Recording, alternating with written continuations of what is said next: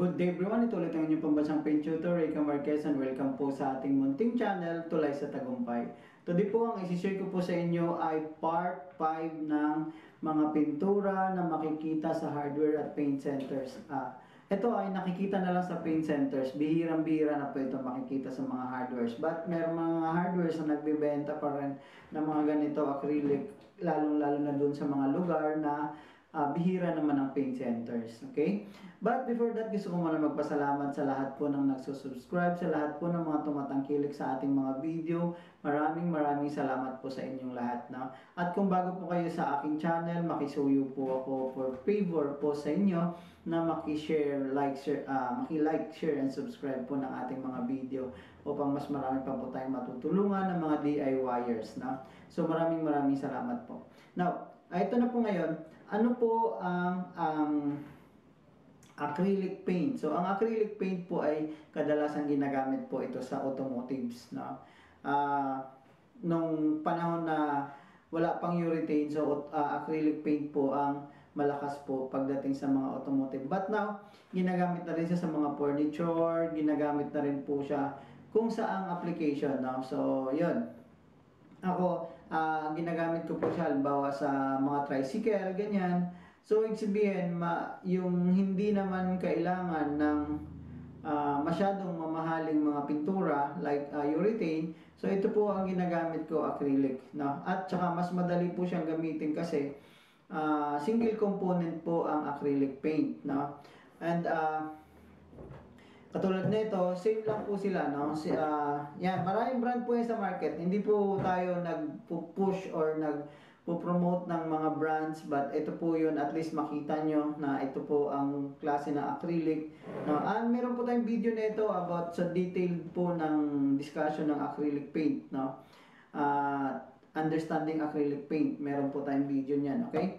So, ang acrylic paint po ay, yun nga, wala po siyang catalyst, single component po siya. Lalagyan lang po siya ng thinner. Ito po, ang ratio po ng thinner nito ay 1:1. Kung ito po ay isang galon din po na thinner para po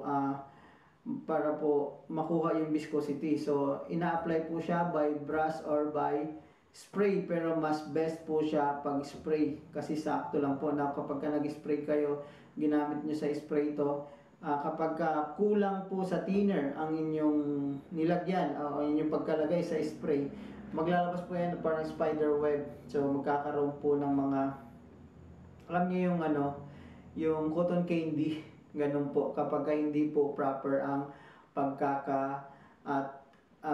reduce o pagkalagay ng thinner. Na kapag malapot pa, makikita mo yan pag in-apply mo ganyan. So, makikita mo para may mga spider web na lumalabas. Ibig sabihin, kulang ka po sa thinner niyan. No? At kapag ka-brush mo naman, makikita mo, pag ni-roller brush mo siya, pag kulang sa thinner, hindi po siya dadapa ng tama. Ang tendency po niya, magkakaroon po siya ng orange peel or yung mga brush mo, didikit. Kaya hindi po siya sa roller, ganun ka-advisable kasi yung mga cotton ng roller, didikit po siya doon dito sa pintura, lalong-lalo na po kapag hindi po siya na reduce ng maayos na siyan. Advantage na naman is mabilis, maganda siya, mabilis, makintab, okay? At madaling gamitin dahil po siya ay single component. Now, ang acrylic po ay may sistema din po yan, no? So, dito makikita niyo po yung sistema niyan. Pakita ko na lang yung mga picture, no? Meron din siyang primer surfacer, meron din siyang putty, then color. So, yan po, sistema din po ang acrylic kasi sabi ko nga, ito ay mga pintura sa automotive during nang hindi pa na sumisikat o lumalabas sa market masyado or introduction pa lang ng urethane paint. Okay? So, yan. At ang mga brand sa market niyan medyo marami pa naman pero hindi na siya ganun karami kasi bihira na po siyang ginagamit. Actually, yung system na pinapakita ko, yung primer surfacer, tapos meron pa siyang putty, hindi na po siya masyadong ginagamit ngayon. Ito na po ang ginagamit direkta, yung kulay, kaya mapapansin nyo wala ako nung iba. Okay, so picture lang. Dahil,